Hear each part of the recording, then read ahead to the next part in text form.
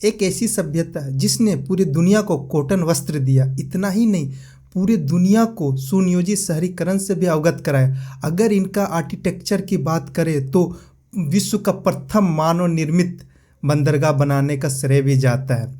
साथ ही जल प्रबंधन, वाटर हार्वेस्टिंग का जन्मदाता भी माना जाता है। यह वही सभ्यता है जहाँ पे नारी शक्ति का पूजन किया जाता था। इस सभ्यता में की जो प्रचलित परंपराएं आज भी देश में प्रचलित है। इतना नहीं, यह सभ्यता प्राचीन सभ्यताएं जैसे मेसोपोटामिया, मिस्र की सभ्यता, चीन की सभ्यता के समकालीन है। यह सभ्यता किसी और के नहीं, हम लोगों की सभ्यता है, जिसे सिंधु घाटी सभ्यता कहते हैं। यह इसके अन्य नाम भी है, जैसे हड़प्पा संस्कृति, मेलुआ, कांस्य युग आदि के नाम से भी जाना जाता है। इस वीडियो में आपको इसके बारे में सभी कंटेंट दिया जाएगा और इसके बाद इस वीडियो को देखने के बाद आपको किसी अन्य सिंधु घाटी सभ्यता से रिलेटेड आपको वीडियो देखने की आवश्यकता नहीं पड़ेगी। यदि यह वीडियो आपको अच्छा लगा या कंटेंट आपको अच्छा लगा, नया चीज़ कुछ सीखने को मिला, तो आप इस चैनल को सब्सक्राइब कीजिएगा, कमेंट्स भी कीजिएगा और लाइक भी कीजिएगा, ताकि आपका फीडबैक भी हम समझ सकें। चलिए इस सभ्यता को लेके हम लोग शुरू करते हैं। पहला, इस सभ्यता का जो शुरुआत होता है, अगर इस सभ्यता पहले किसी को पता नहीं था, लेकिन जब 1861 में क्या हुआ, 1861 में भारतीय पुरातत्व, इसकी कहानी, सभ्यता की कहानी की शुरुआत होती है भारतीय पुरातत्व विभाग के गठन के बाद। कब गठन हुआ? 1861 में। इसके वजह जब ये गठन हो गया, इसको कहते ASI, archaeologist survey of India.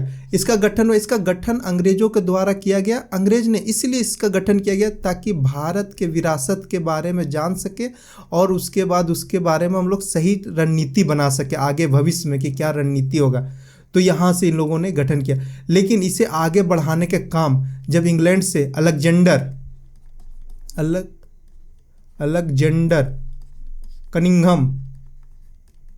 Cunningham Bharat आए और इन्होंने पूरा भारत में भ्रमण किया। भ्रमण के दौरान पंजाब पहुंचते हैं। पंजाब में जब इन्हें पता चलता है कि पंजाब के ज़मीन के नीचे बहुत बड़ी सभ्यता है, तो वहाँ से वो तुरंत उस एरिया को छोड़ के वह सीधे बिहार पहुँचते हैं।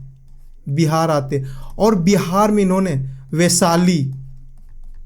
वैशाली, पटना, नालंदा और विक्रमशिला में अपना पुरातात्विक वस्तुओं का खोज करना शुरू करते हैं। इनका मुख्य उद्देश्य था कि यहाँ से अच्छे पुरातात्विक वस्तुओं को खोजना और इसको जाके इंग्लैंड ले जाना, इंग्लैंड में अधिक मुनाफे में बेचना। अलेक्जेंडर कनिंघम का ये इनकी मंशा थी। आज अगर भारत का कहा जाए तो भारत का जो पुरातात्विक पिता किसे कहा जाता है?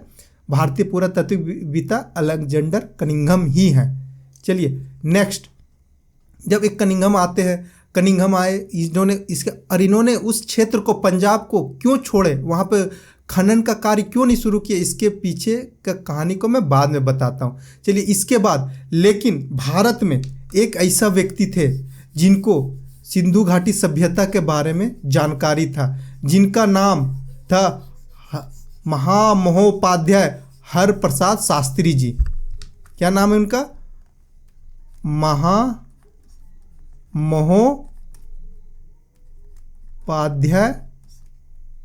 हरप्रसाद शास्त्री जी। इनको उस सभ्यता के बारे में पता था। यही व्यक्ति है जिन्होंने सबसे पहले इस सभ्यता को कांस्य युग कहते हैं। अगर कभी पूछा जाए तो इस सभ्यता को किसने सबसे पहले कहते हैं? कांस्य युग, महामहोपाध्याय हरप्रसाद शास्त्री। इन्होंने कई बार अंग्रेजों के सरकार के सामने यह प्रस्ताव रखे थे, लेकिन सरकार मौन रही। इनकी बातों को अनदेखा किया गया। उसके बाद जब 1905 में एक नए पुरातात्विक ज्ञाता आते हैं जिनका नाम है सर जॉन मार्शल आते हैं। ठीक, इन्होंने सर जॉन मार्शल आते हैं। सर जॉन मार्शल जब सर जॉन मार्शल आते इनके पास भी महामहोपाध्याय हरप्रसाद शास्त्री जी ने अपने बात को रखते, लेकिन इन्होंने भी निष्क्रिय रूप से, न्यूट्रल रूप से अपना कार्य किए। जब लेकिन भारत का दो महान आर्कियोलॉजिस्ट दया राम साहनी और राखल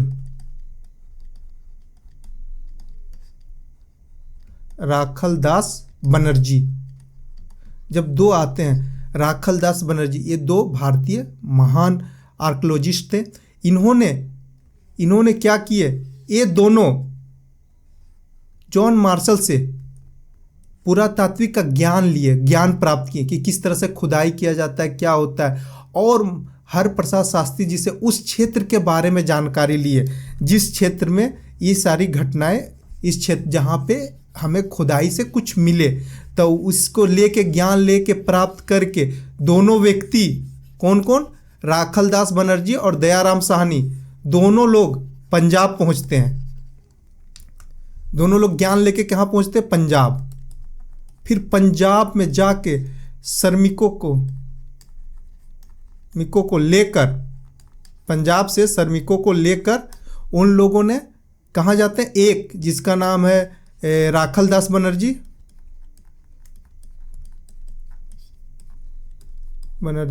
चले जाते हैं मोहनजोदाड़ो,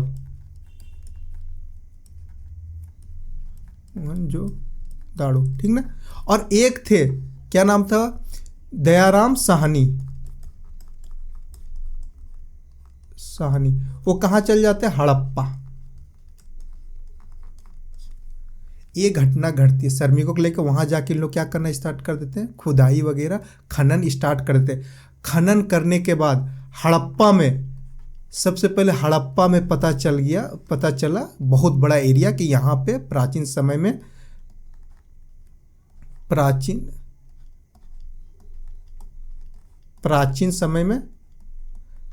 बहुत बड़ी कई सभ्यता थी। उसके बाद जॉन मार्शल एक्टिव हुए और ये आके यहाँ पे हड़प्पा में क्या किया, देखें कि हाँ हड़प्पा में क्या है कि कोई बहुत बड़ी सभ्यता है।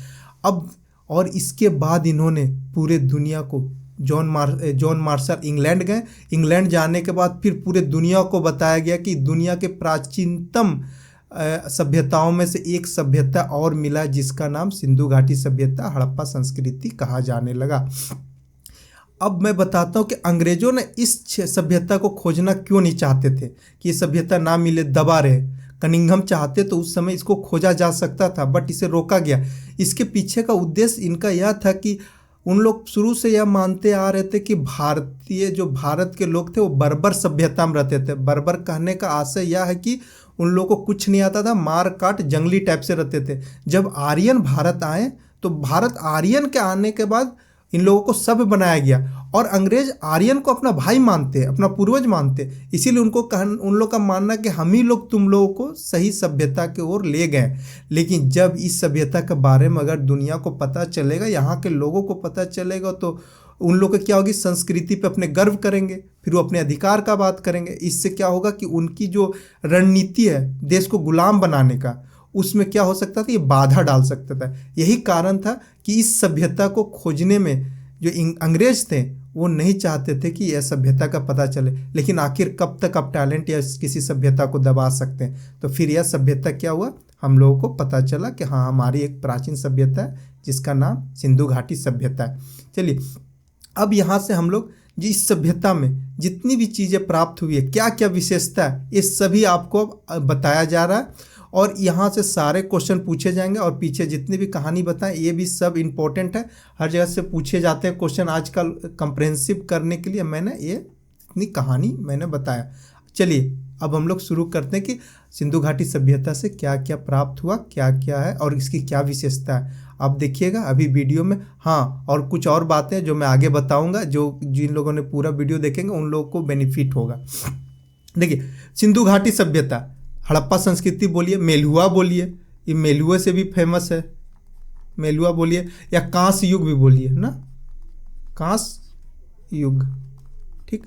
ये मेलुआ बोलिए, कांस्य युग बोलिए, सिंधु घाटी सभ्यता बोलिए, सब एक ही है।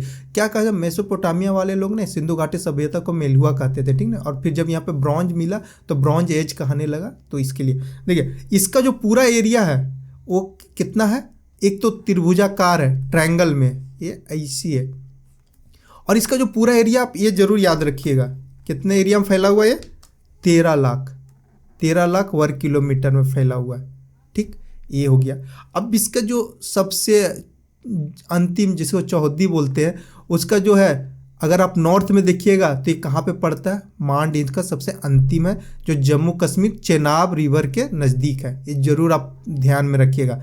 फिर इसका अगर ईस्ट का बात करें तो आलमगीरपुर है, जो मेरठ में पड़ता है, हिंडन नदी के किनारे। हिंडन नदी यमुना नदी की सहायक नदी है। अगर मैं साउथ की बात करूं तो साउथ में दैमाबाद, महाराष्ट्र, नर्मदा नदी के मुहाना पे, महाराष्ट्र के पास ये आपको प्राप्त होगा। कौन सा, दैमाबाद। और अगर हम वेस्ट का बात करें, सुक्ता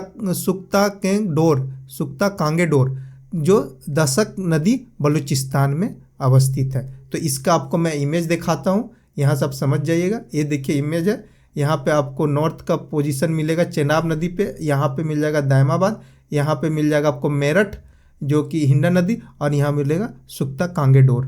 ठीक, ये हमारा एरिया हुआ। तो आपको ये पता चल गया, अरे कितने एरिया में फैला हुआ, 13 लाख किलोमीटर स्क्वायर में, ये जरूर याद रखिएगा। और ट्रायंगल है, और यहाँ पे करीब ना 1500 क्षेत्रों पे उत्खनन किया गया, क्षेत्र पता चला है, लेकिन कुछ ही इम्पोर्टेंट है।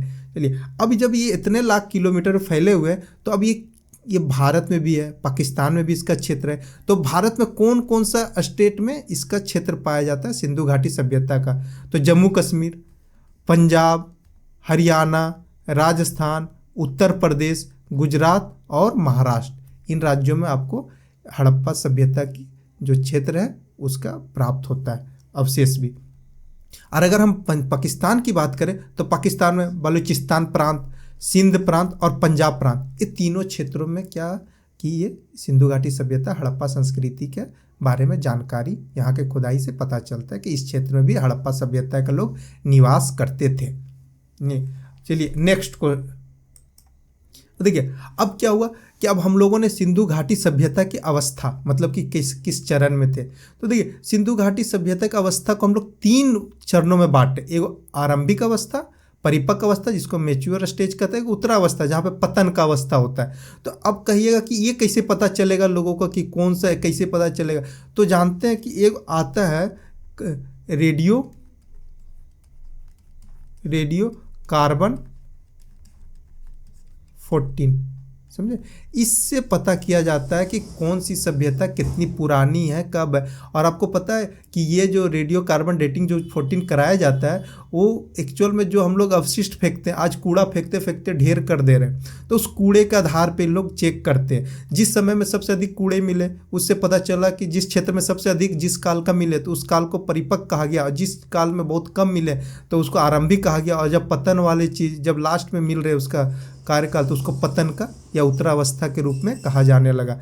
तो इसको जब कूड़े का ढेर में जैसे राख फेंकना, कोयला फेंकना, तो जिस समय कार्बन है उसका क्या किया गया, डेटिंग किया गया, चेक किया गया। उससे पता चला क्या कि ये काल परिपक्व है, आरंभिक है या उत्तरावस्था है। तो अब बताइए, जहाँ पे सबसे अधिक आपको वो मिलेगा क्या कार्बन की वस्तुएं, तो वहाँ पे जो सबसे नीचे होंगे, मान लीजिए कि अपने किसी जगह पे कूड़ा फेंक रहे हैं, ठीक, कूड़ा फेंकते जा रहे, ऊंचा होते जा रहा।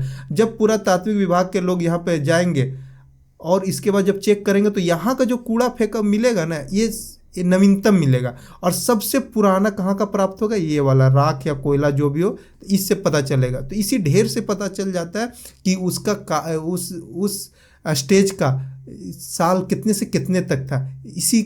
इससे हमें जानकारी मिल जाता है। चलिए अब हम लोग स्टार्ट करते हैं। देखिए, प्रारंभिक अवस्था, जब प्रारंभिक अवस्था का जब इन लोगों ने डेटिंग किया तो इनको पता चला कि ये 3500 से लेके 2600 BC के काल को इन लोग प्रारंभिक अवस्था माना गया। ठीक, इसे मान लिया गया 35 से इस काल को।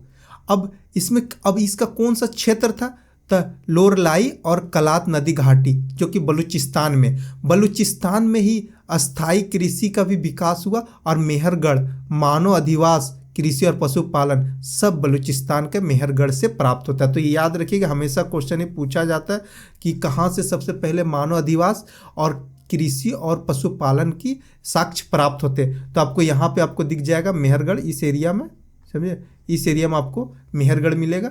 तो यहाँ से हमारा प्राप्त होता है और इस मेहरगढ़ से प्राप्त होने बाद, और यहाँ पे इसीलिए आरंभिक बोलते हैं ना कि यहाँ पे जो भी भवन मिले हैं ना वो गीली मिट्टी का मिला हुआ है। कौन सी मिट्टी का? गीली मिट्टी का बना हुआ है, समझे, गीली मिट्टी का भवन बना हुआ है, जिससे ये पता चलता है कि वहाँ के ईंटें जो थे ना वो गीली, मतलब कि कच्चे मिट्टी का बना हुआ ईंटों से, गीली मिट्टी से बनाया गया था। इसीलिए इसको पाया गया कि आरंभिक अवस्था का, ठीक। अब परिपक्व अवस्था मतलब जब अपने अच्छे विकास के युग में थी ये सिंधु घाटी सभ्यता है, इंडस वैली सिविलाइजेशन, उस समय का काल को कहा जाता है 2600 से लेकर 1900 BC तक। इस समय सिंधु घाटी सभ्यता अपने चरम की स्थिति पर थी। इस समय करीब 7 बड़े महानगर का विकास हुआ, दुर्गीकरण का विकास हुआ, जिसके बारे में अभी हम लोग नीचे पढ़ेंगे, ठीक। उत्तरावस्था जिसको पोस्ट स्टेज कहते हैं, इसका कहा जाता है 1900 से लेकर 1500 BC तक का काल को कहा गया क्या? उत्तरावस्था। इस उत्तरावस्था का जो गुजरात का सौराष्ट्र है, वहाँ से रंगपुर, नागेश्वर, रोजदी आदि स्थलों से हमें पता चलता है कि ये अंतिम अवस्था पे आ गया था। कौन सा? सिंधु घाटी सभ्यता। तो इस तरह से इसके नेक्स्ट, तो यहाँ से हमें इसकी अवस्था के बारे में जानकारी लिया। अब हम लोग देखते हैं 7 बड़े महानगरों के बारे में कि 7 बड़े महानगर कौन कौन से हैं। तो चलिए देखिए, हड़प्पा, सबसे पहले हड़प्पा को खोजा गया था, इसीलिए तो हड़प्पा, इसीलिए इस संस्कृति को हड़प्पा संस्कृति भी कहा जाता है। तो इसका स्थान कहाँ पड़ता है? हड़प्पा कहाँ पे है? पाकिस्तान में। ये आप याद रखिएगा, हड़प्पा इंडिया में नहीं, पाकिस्तान में। इसका खोज 1921 में कौन किए थे? सर जॉन मार्शल, जो कि उस समय आर्कोलॉजिस्ट डिपार्टमेंट के हेड थे, और दयाराम साहनी, ठीक। तो ये आता है क्वेश्चन कि दयाराम साहनी जी कहाँ का खोजे थे? तो वो हड़प्पा के खोज किए थे। और ये कौन सा नदी पे? रावी नदी के बाएं तट पे, ठीक ना। तो जब अगर ये रावी नदी ऐसे जा रहा है तो इसका बायां तट कौन सा? ये तट पे, यहाँ पे, ठीक है, रावी नदी के बाएं तट पे, ठीक। देखिए यहाँ से क्या प्राप्त हुआ? यहाँ से R37 कब्रिस्तान, मतलब अगर पूछा जाए कि R37 कब्रिस्तान कहाँ से प्राप्त हुआ, तो आप निश्चित रूप से बताइएगा कि हड़प्पा से, ठीक। इसके बाद स्त्री के गर्भ से निकलता हुआ पौधा, मतलब वो पृथ्वी का इंडिकेट किया जाता था कि पृथ्वी जननी है, तो इसीलिए स्त्री के जो गर्भ से निकला हुआ पौधा को भी दिखाया गया है। कहाँ पे? कहाँ से प्राप्त हुआ? हड़प्पा से। इस टाइप के, जिसको हम लोग मदर गॉड्स भी कहते हैं, गॉडेस भी, तो इस टाइप के उनमें दिखाया गया, ठीक। ये इमेज देख रहे होंगे आप। फिर उसके बाद गेहूं और जौ का भी अवशेष मिला। कहाँ से? हड़प्पा से गेहूं और जौ का भी अवशेष मिला। अब नेक्स्ट, मोहनजोदाड़ो का मीनिंग होता है मृतकों का टीला। यहाँ से बहुत कुछ मिला, समझे, जब खुदाई हुई तो यहाँ से बहुत कुछ प्राप्त होता है। तो देखिए ये भी पाकिस्तान में है, ये एक पहली है कि मोहनजोदड़ो कहाँ? पाकिस्तान में। इसका खोज मैं बताया था कि 2 लोग गए थे, तो राखल दास बनर्जी चले गए मोहनजोदड़ो, वहाँ पे उन्होंने खोजे 22 में, वो 21 में खोज लिया। अरे कहाँ पे? सिंधु नदी के दाएं तट पर। कहाँ है? सिंधु नदी के दाएं तट पे। आपको कभी भी याद करना होता है तो मैं इसी तरह याद कर लियो कि मोहनदास बनर्जी। अगर आप मोहनदास बनर्जी कीजिएगा तो इससे आपको ये पता चल जाएगा कि अच्छा राखल दास बनर्जी जी खोजे थे कहाँ? मोहनजोदाड़ो को। फिर ये दयाराम साहनी हड़प्पा, तो इससे आपका क्लियर हो जाएगा। अब चलिए, सिंधु नदी, आपको ये पता होना चाहिए कि सिंधु नदी के किनारे मोहनजोदड़ो। फिर देखिए यहाँ से क्या क्या प्राप्त हुआ? वृहद स्नानागार, मतलब ये क्या है? वृहद स्विमिंग पूल जिसको कहते हैं कि ये वृहद स्नानागार है। फिर देखिए कांसे की नर्तकी की प्रतिमा, ये देखिए कांसे की नर्तकी की प्रतिमा। पशुपतिनाथ, ये देखिए आपको पशुपतिनाथ, इसे जॉन मार्शल जानते हैं क्या नाम दिए? इनको शिव बोले, कि जॉन मार्शल ने बताया कि ये शिव की प्रतिमा है। फिर ये पुजारी योगी, जो ये देखिए आपको एक योगी पुजारी योगी दिखाई देंगे। और एक सूती का कपड़ा अगर सबसे पहले कहीं से प्राप्त हुआ है तो वो कॉटन का वस्त्र कहाँ से प्राप्त हुआ? सिंधु घाटी सभ्यता, वो भी मोहनजोदड़ो से, समझे। तो अब इतना बातों को आप याद रखिएगा कि क्या क्या चीज़ कहाँ से प्राप्त हुआ, और ये सब चीज़ डालने के पीछे का ये उद्देश्य है कि इससे ज़्यादा बाहर कोई भी क्वेश्चन नहीं पूछा जाता है। आप देखिएगा, आज अगर क्लास करने के बाद आपकी सारी चीज़ें क्लियर हो जाएगी। देखिए चान्हू क्या था? सिंधु नदी था, सिंधु नदी के पीछे इधर मोहनजोदड़ो थे और इधर था चान्हू दड़ो, ठीक ना। ये याद रखिएगा, ठीक। चानूदड़ो इस साइड था और मोहनजोदड़ो यहाँ था, ठीक। तो ये साइड था, तो इसीलिए ये यहाँ पे, ये भी कहाँ पड़ेगा, पाकिस्तान में, और ये सब सिंध प्रांत में, ठीक। और हड़प्पा था पंजाब प्रांत में। देखिए इसका 1931 में MG मजूमदार जी खोजे, और ये कौन, सिंधु नदी के बाएं तट पे है ना, सिंधु नदी के बाएं तट में इनका ये है। चलिए उसके बाद इसकी विशेषता क्या है, सबसे बड़ी बात है कि इसकी जो विशेषता है ना, ये सिंधु घाटी सभ्यता का औद्योगिक केंद्र था। एक कोई दुर्ग यहाँ नहीं मिलता, ये औद्योगिक केंद्र था। यहाँ पे सभी तरह के मानक के जेवर आभूषण वगैरह बनाए जाते थे, इसीलिए यहाँ पे दुर्ग का अवशेष नहीं मिलता है, ठीक ना। ये गढ़ था, लेकिन यहाँ पे ना कहा जाए कि इंडस्ट्री का हब था, इंडस्ट्रियल क्षेत्र था। तो जहाँ पे बहुत तरह की चीज़ें बनाई जाती थी, जैसे आप यहाँ देख रहे होंगे, ये सारे चीज़ें इस क्षेत्र में बनाया जाता था, मान के उनके चूड़ी उड़ी सब चीज़ें। लेकिन यहाँ पे आपको दुर्ग नहीं मिलेगा। तो आपसे क्वेश्चन पूछा जाएगा कि कौन सा ऐसा क्षेत्र जहाँ जिसे औद्योगिक केंद्र के रूप में जाना जाता था, तो इसका मतलब आप बताइएगा चान्होदड़ो, ठीक। चान्होदड़ो ऐसा क्षेत्र था जहाँ पे औद्योगिक केंद्र था, वहाँ पे कई प्रकार के मन के आभूषण वगैरह सब चीज़ें बनाई जाती थी उस क्षेत्र में वहाँ पे। अब चलिए नेक्स्ट, कालीबंगा। कालीबंगा मतलब होता है काली चूड़ी, इसका मीनिंग होता है काली चूड़ी, ठीक ना। अब यहाँ से हमारे कहाँ पड़ता है, राजस्थान में, ठीक। उत्तरी राजस्थान अगर कहा जाए तो उस उत्तरी राजस्थान में यह पड़ता है। उसका खोज किसने किए थे, अमलानंद घोष। कौन किए थे, अमलानंद घोष। और किस नदी किनारे, घग्गर नदी के किनारे, ठीक ना, घग्गर नदी। और यहाँ से क्या प्राप्त होते, जोते हुए खेत का साक्ष्य प्राप्त होते। ये याद रखिएगा, जोते हुए खेत का साक्ष्य कहाँ से प्राप्त होता है, कालीबंगा से, ठीक। और भवन कच्ची ईंटों के यहाँ पे बने हुए थे, यहाँ पे क्या थी, भवन कच्ची ईंटों से बना हुआ था। और ये जोते हुए खेत का साक्ष्य कहाँ से प्राप्त होता, कालीबंगा से। ऐसे भी आप अगर आपने ज्योग्राफी पढ़े होंगे तो काली मृदा, जिसे काली मृदा नाम लेते हैं, तो काली मृदा आप सुने होंगे ना कि स्वतः ही जब गर्मी पड़ता है तो स्वतः ही फट जाता है, मतलब जब वो मृदा के बीच में दरार पड़ जाता है तो उसे हम लोग कहते हैं स्वतः ही जोताई हो गई इसमें। तो उसी तरह से हमने याद कर लिया कि चलो कालीबंगा है, तो कालीबंगा का क्या है कि जोते हुए खेत के साक्ष्य आपको मिलेंगे कहाँ, जहाँ पे काली मृदा है। बंगा मतलब चूड़ी होता है, लेकिन हम मृदा मान के चल रहे हैं, तो वहाँ पे जैसी गर्मी पड़ता है अपने आप फट जाती है धरती, तो इसीलिए उसमें से दिखाई देता है स्वतः ही जोताई। आपने देखे होंगे कपास के क्षेत्रों के मृदा के बारे में। चलिए नेक्स्ट आगे बढ़ते हैं। देखिए राखी गढ़ी कहाँ, हरियाणा में, ठीक ना।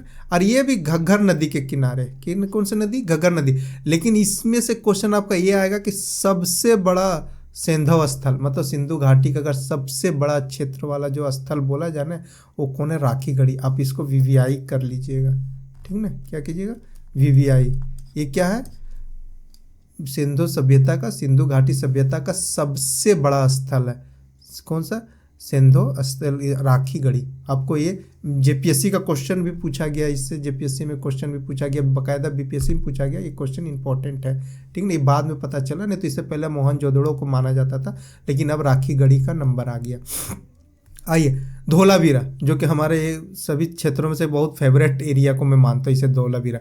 कहाँ पे ये अवस्थित है, कच्छ, गुजरात में। कहाँ, गुजरात का कच्छ में। तो कच्छ जानते हैं, नमक का पूरा भरा पड़ा हुआ नमक। इसका खोज 1967 में JP जोशी ने किए थे। इसकी सबसे बड़ी विशेषता क्या है कि यहाँ नगर का विभाजन 3 भागों में हुआ। हर जगह आपको दुर्गीकरण 2 भागों में दिखेंगे, लेकिन यहाँ पे नगर का विभाजन कितना, 3 भागों में हुआ। यहाँ उन्नत जल प्रबंधन व्यवस्था, मतलब वाटर हार्वेस्टिंग, जो आज हम लोगों के लिए प्रासंगिक हो गया। इसके बिना हम लोग रह नहीं रहे। हर बार हम लोग को जल बचाने के लिए, जल है तो कल है, जो नारा दिया गया, हर घर नल जल, जितने कई सारे स्लोगन बने हुए हैं। अगर जल नहीं होगा तो हम लोग सर्वाइव नहीं कर पाएंगे। तो ये तो हमें 4000 साल पहले ही धोलावीरा ने बताया था, और ये इसका इस तरह से इन लोगों ने जल का संरक्षण करते थे। और ये जो जल का प्रबंधन करते थे ना, तो इन लोग जो पत्थर को जोड़ते थे, और पत्थर को जोड़ने का, एक पत्थर को दूसरे पत्थर से जोड़ने के लिए ये लोग यूज करते थे मिट्टी का। किसका यूज करते थे, मिट्टी का। लेकिन वाटर प्रूफिंग बनाने के लिए, ताकि लीक ना हो, समझे, तो लीक ना हो तो उसके लिए क्या करते थे लोग, चारकोल का यूज करते थे। चारकोल का पे बात याद रखिएगा कि लोग यहाँ पे देखिए पत्थर का दिख रहा होगा, लेकिन इसको जोड़ने के लिए मिट्टी का यूज किया। लेकिन कहीं से लीकेज ना हो तो इसको क्या करते थे, इसको चारकोल के प्रयोग किया जाता था, ताकि वो चारकोल से पोताई किया जाता था, जिससे क्या होता था, वाटर प्रूफिंग बनाया जाता था। और इसको हम लोग जानते हैं आज, जिससे हम लोग सेंटेक्स वगैरह छत के ऊपर रख के और पानी को हम लोग नीचे नल खोल के यूज करते हैं ना, वही उसी व्यवस्था को इन्होंने 4000 साल पहले किया था। वाटर प्रेशर सिस्टम इसे भी कहा जाता है। क्या कहा जाता है? वाटर प्रेशर सिस्टम, ठीक ना। तो इन लोगों ने क्या किए थे कि पहाड़ के ऊपर, अगर कहा जाए तो पहाड़ के ऊपर इन लोगों ने वाटर हार्वेस्टिंग करते थे, फिर वहाँ से लोग साल भर वर्ष भर अपने उस पानी को यूज करते थे, ठीक। तो चलिए, उसके बाद बड़े आकार के जो डायरेक्शन वाले चिन्ह होते हैं, 10 चिन्ह वाले शिलालेख मिले थे, क्या ना, बड़े आकार के 10 चिन्हों वाले शिलालेख। देखिए उस समय ये डायरेक्शन वाले शिलालेख थे, यही 1 2 3 4 5 6 7 8 9 10। तो ये सब जो हम लोग को बताया जाता है बड़े आकार का धोलावीरा से जो 10 डायरेक्शन का जो सिंबल प्राप्त हुआ था शिलालेख, वो यही था, इसी टाइप का डायरेक्शन मिला हुआ था, ठीक। तो आपको 3 चीज़ याद रखिएगा धोलावीरा से: नगर का विभाजन लेके, उन्नत जल प्रबंधन को लेके, वाटर हार्वेस्टिंग, और फिर बड़े आकार के 10 चिन्हों वाले शिलालेख, जो कि आपको यहाँ पे इमेज पे दिखाया जा रहा है। और राखीगढ़ी का आपको पता चला सबसे बड़ा सिंधु घाटी सभ्यता का स्थल माना गया है। लोथल या जैसे वो गुजरात के कच्छ में था, तो यह गुजरात का सौराष्ट्र में है। कहाँ? लोथल। और लोथल को खोज कैसे किए थे? डॉक्टर SR राव ने, याद रखिएगा। और इससे ज़्यादा इम्पोर्टेंट है कि यह कौन नदी के किनारे है? भोगवा नदी किनारे। और आप मुझे बताइए कि भोगवा नदी किस नदी की सहायक नदी? आप जरूर से कमेंट्स करके बताइएगा, ठीक ना, कि भोगवा नदी किस नदी की सहायक नदी है, ठीक। देखिए इसकी यहाँ की सबसे बड़ी विशेषता क्या था? जहाज की गोदी, या बोला जाए तो बंदरगाह, डाक यार्ड बोला जाए, समझे, तो यहाँ पे जो बंदरगाह, पोर्ट बोला जाए, तो ये सब चीज़ें पहली बार अगर बोला गया कि विश्व में अगर पहली बार कहीं मानव निर्मित कृत्रिम आर्टिफिशियल अगर पोर्ट बनाया गया, बंदरगाह बनाया गया, तो कहाँ बनाया गया था? लोथल में। और ये लोथल का है, ये देखिए ये बंदरगाह था ओरिजिनल, और ये इसका चित्र है। देखिए ये नदी जा रही है, भोगवा नदी, इसको काट के इस तरह से बनाया। यहाँ पे लोग अपना नाव को लेके ऐसे जाते थे, फिर यहाँ से वो समुद्र में जाते थे, समझे, समुद्र में जाते थे, फिर यहीं से वापस आते थे व्यापार करके। इस तरह से इन लोगों ने बनाए थे। अगर जल ज़्यादा हो जाए तो यहाँ से ड्रेनेज वाला सिस्टम भी बनाए रखे थे, ताकि यहाँ से ड्रेनेज हो जाए। ये इनकी टेक्नोलॉजी थी, इस तरह की इन्होंने। और फिर यहाँ पे शहर बसाए हुए थे। तो इसका सबसे बड़ी बात, और कभी कभी पूछा जाता है जहाज और नाव का चित्र प्राप्त होता है। देखिए यहाँ पे आपको जहाज और नाव का चित्र दिखाई देगा, ये देखिए, ये आपको देख रहे हैं, नाव का चित्र है और जहाज भी। आपको नाव का चित्र और जहाज कहाँ से मिलता है? लोथल से हमें प्राप्त होता है। एक क्वेश्चन बनता है, बहुत ही इंपॉर्टेंट क्वेश्चन है, ठीक ना। तो आप इस तरह से इस इमेज से आप जान जाइएगा कि कौन सा कहाँ पे प्राप्त हुआ। और जानते हैं कि जब यहाँ पे बंदरगाह है, तो बंदरगाह में तो भाई स्टोरेज तो होगा ही, अन्नागार तो बनेगा ही। अन्नागार के साथ तो वहाँ पे तो कुछ ना कुछ साक्ष्य मिलेगा, चाहे धान हो या फिर घोड़ा वगैरह, किसी भी चीज़ का अगर आप ट्रेड कर रहे हैं तो पहले पोर्ट पे आइएगा, तो पोर्ट पे उसका तो अवशेष बचेगा ही, तो आपको अधिकांशता आपको यहाँ पे मिल जाएगा, ठीक। तो इस तरह से ये लोथल भी इम्पोर्टेंट स्थल था सिंधु घाटी सभ्यता का। अब आइए बनावली। बनावली, ये जानते हैं बनावली कहाँ है? हरियाणा में। बनावली और राखीगढ़ी दोनों कहाँ पड़ते हैं? हरियाणा में, ठीक। और ये भी कौन सी नदी? घग्गर नदी, ठीक। और इसके खोज 1973 में RS विष्ट ने किए थे, ठीक। कौन किए थे? RS विष्ट ने। अब देखिए यहाँ से जो चीज़ प्राप्त हुआ था ना, हल के आकृति के खिलौने, जो आप यहाँ चित्र में देख रहे होंगे इमेज में, हल के आकृतिक खिलौने, इसी से लोग पता करते कुछ समय लोग खेती उदी करते थे। और इसके अलावा यहाँ की एक और खासियत थी कि सब जगह तो आपको 90 डिग्री में कट रहे थे रास्ते और नालियाँ, लेकिन यहाँ का जो नगर है का ना स्टार शेप में विभाजित था। मतलब आपको इस टाइप से में आपको दिखाई देगा, समझे, इस तरह से विभाजित था स्टार शेप में, एक यहाँ एक यहाँ, ये यहाँ, इस तरह से आपको स्टार शेप में विभाजित दिखता था। और तो इस तरह से यहाँ का अगर कहा जाए कि स्टार शेप में कहाँ का जो स्थल था, जो कि सिंधु घाटी सभ्यता का, जहाँ पे दिखाई पड़ता था, ठीक। इसके अलावा अब एक और रह गया रोपड़, जो कि पंजाब और सतलज नदी के किनारे है। बाकी आप अपने इमेज में देख लीजिएगा कि इमेज में कौन कौन से और क्षेत्र हैं, ताकि क्योंकि मैं और नहीं बताना चाह रहा हूँ कि इतना सारा इंपॉर्टेंट है, इससे बाहर नहीं पूछा जाता। जैसे कोट दीजी हो गया, फिर और भी बहुत सारे क्षेत्र हैं जिनके बारे में आपको जानकारी रखना चाहिए, तो आप एक बार मैप देख लीजिएगा, ठीक। चलिए आगे बढ़ते हैं। अब हम लोग जो चीज़ अब हम बताने वाला हूँ वो बहुत ही इम्पोर्टेंट है, और ये ना सिर्फ प्री में, मेंस इसी पे निर्भर करेगा। अब देखिए, अब जब मेंस देने जाइएगा या कुछ भी, तो देखिएगा आपको यही सारी बातें आपको लिखना पड़ेगा। तो आज अभी का जो बातें बताया, मुझे लगता है कि ये सारी बातें में कुछ बातें आपको आज नया सीखने को मिलेगा। चलिए स्टार्ट करते हैं आज। देखिए सबसे पहले बात, सिंधु घाटी सभ्यता की विशेषता, कि अगर कभी भी पूछा जाए विशेषता क्या है, वहाँ से क्या प्राप्त हुआ, कैसी हुई, तो हमने उसे स्टेप बाय स्टेप सब चीज़ को बांट के मैंने किया। देखिए पहला नगरीकरण। आप जानते हैं कि नगरीकरण दुनिया का सबसे प्राचीन सुनियोजित नगर, कहाँ प्रणाली का जन्म और विकास कहाँ हुआ, एक सबसे बड़ा पहला पॉइंट कि सबसे पहले अगर दुनिया में कहीं पे भी नगर बना, नगर शहर का विकास हुआ तो कहाँ हुआ, वो हड़प्पा सिंधु घाटी सभ्यता में हुआ। फिर इसके बाद ये हुआ, लेकिन जब नगर का बन रहा था तो कालीबंगा, जो अभी काली चूड़ी, जहाँ पे जो हमारा जो जमीन है, जो जुताई का प्रमाण मिलता है, कालीबंगा स्थल जो है ना, दुर्गीकरण का आरंभिक प्रमाण प्राप्त होता है। अगर कहीं पे भी पहली बार अगर शहर बनना शुरू हुआ था ना, वो कौन सा प्लेस था, कालीबंगा स्थल था। ठीक, याद रखिए कालीबंगा, कालीबंगा में सबसे पहले दुर्गीकरण का शुरुआत हुआ। फिर उसका नगर का क्या किया गया, नगर का 2 वर्गों में विभाजित किया गया। कितना वर्गों में, 2 वर्गों में। और अपवाद धोलावीरा में 3 भागों में विभाजित था। कितना था, मैं पहले भी पीछे क्लास बता चुका हूँ कि धोलावीरा 3 वर्गों में विभाजित था उसका नगर, और यहाँ पे क्या है, इसका दुर्गीकरण 2 भागों में विभाजित था। देखिए यहाँ से आप देखिए चित्र में, या ये अपर हो गया और ये लोअर हो गया, ठीक ना। तो ये 2 नगर हुए, ठीक ना। नगर 2 वर्गों में विभाजित है ना, एक ऊंचे स्थल पे थोड़ा सा ऊंचा में बनाया गया, इसको अपर वर्ग कहते थे, दुर्ग कहते थे, इसको लोअर थे, ठीक ना। तो यहाँ पे लोग आम जन लोग रहते थे, और यहाँ पे कुलीन लोग रहते थे, कोई विशेष वर्ग के लोग रहते थे यहाँ, ठीक ना। और यहाँ पे आम जन रहते थे, यहाँ पे कौन, आम जन लोग रहते थे, ठीक। तो इस तरह से इन लोगों ने क्या किया था, बनाया था, क्या, 2 नगर को 2 वर्गों में विभाजित किया गया। तो आप इस इमेज से आप समझ सकते हैं, स्पष्ट हो जाएगा आपका कि नगर कैसे बनते थे। तो एक अपर लोअर, ये थोड़ा हाइट पे है, और यहाँ पे कुलीन लोग रहते थे, यहाँ पे आम जन लोग रहते थे, वहाँ पे रहने वाले लोग। और देखिए यहाँ पे आपको इंडस वैली दिखाई देगा, इंडस रिवर, ठीक, ये देखिए इंडस रिवर है। तो ये मोहनजोदाड़ो का क्या है, लिया गया एक चित्र है, ठीक। तो ये पता चल गया आपको कि नगर 2 वर्गों में विभाजित था। तो किस तरह से था विभाजित, आपको ये इमेज अपने माइंड में रख लीजिएगा।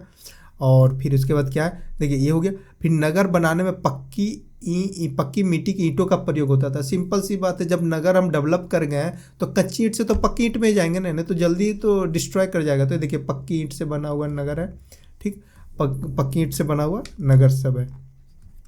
फिर इसके बाद देखिए इसमें क्या बोला गया, जो सबसे इम्पोर्टेंट है इस नगर की विशेषता, वो है आपका नगर ग्रिड प्रणाली। ग्रिड प्रणाली पर आधारित है, जहाँ पे सड़कें तथा नालियाँ, जितनी भी सड़कें और नालियाँ एक दूसरे को समकोण 90 डिग्री पर काटती है, जिसे शतरंज बोर्ड की जैसे आप शतरंज बोर्ड को देखते हैं ऐसे काटता हुआ, ऐसे काटता हुआ, उसी तरह से आप यहाँ देखिए, ये ऐसे जा रहा है, एक ऐसे जा रहा है, ठीक ना, मतलब यहाँ से जा रहा है, ये ऐसे जा रहा है, तो इस तरह से कट रहा है। फिर यहाँ पे भी आपको दिखेगा सब, अगर यहाँ से भी कुछ चलेगा तो ऐसे चलेगा, ऐसे चलेगा। तो इस तरह की व्यवस्था किया हुआ, मतलब इसी को कहा जाता है ग्रिड प्रणाली, जो एक दूसरे को 90 डिग्री पे काटता है। रोड और नालियाँ तो जानते हैं कि ढका हुआ था, और इसके बाद रोड सब एक दूसरे को 90 डिग्री पे समकोण पे काटता है। जैसे आपको एग्जाम्पल दे रहे हैं शतरंज का बोर्ड, आप शतरंज का बोर्ड देखिए इसी तरह। चलिए आपको हम एगो क्वेश्चन छोड़ के जाता हूँ आपके पास, इंडिया में अभी वर्तमान समय में कौन ऐसा शहर है, जरूर कमेंट्स कीजिएगा, कौन ऐसा शहर है, मैं आपको इसका रिप्लाई दूंगा, कौन ऐसा शहर है जहां जिसको इस व्यवस्था से ग्रिड प्रणाली से बनाया गया, समझे, इस तरह से बनाया गया ग्रिड प्रणाली पे। आप इस शहर का नाम जरूर बताइएगा, क्योंकि बहुत इंटरेस्टिंग है। मात्र एक वही शहर है जहाँ पे इस प्रणाली पे बनाया गया और अभी भी प्रेजेंट है।